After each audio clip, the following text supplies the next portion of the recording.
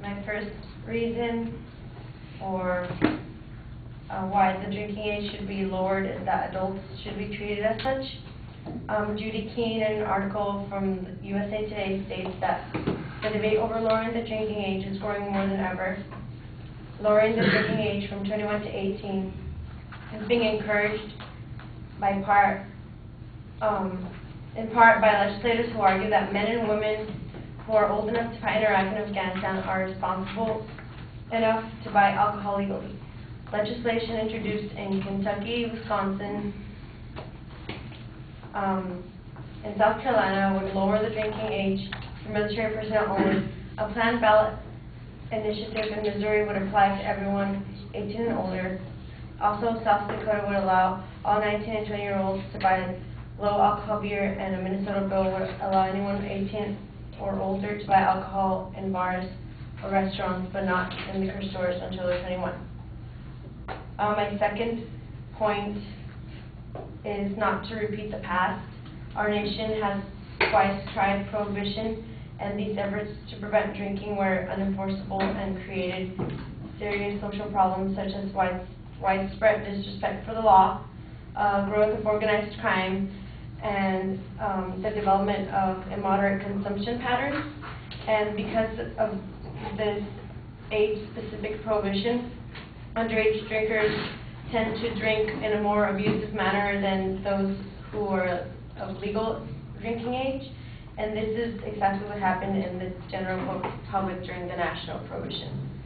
My third point is that the 21 age limit is an unenforceable law, and it creates binge drinking.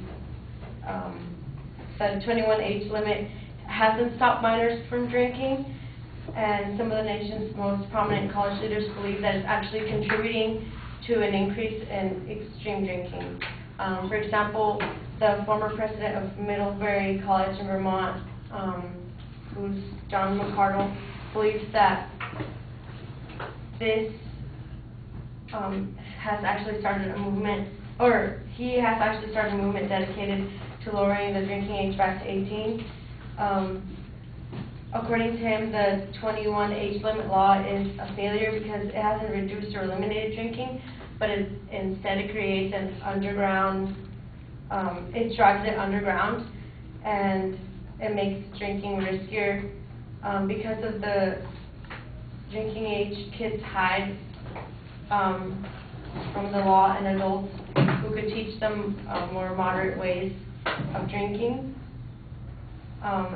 And it creates a whole new culture of dangerous drinking and irresponsible behavior. It's known as binge drinking and extreme drinking because the kids are trying to get drunk as fast as possible to avoid getting caught drinking in the public. So they will play drinking games like beer pong. And my last point is that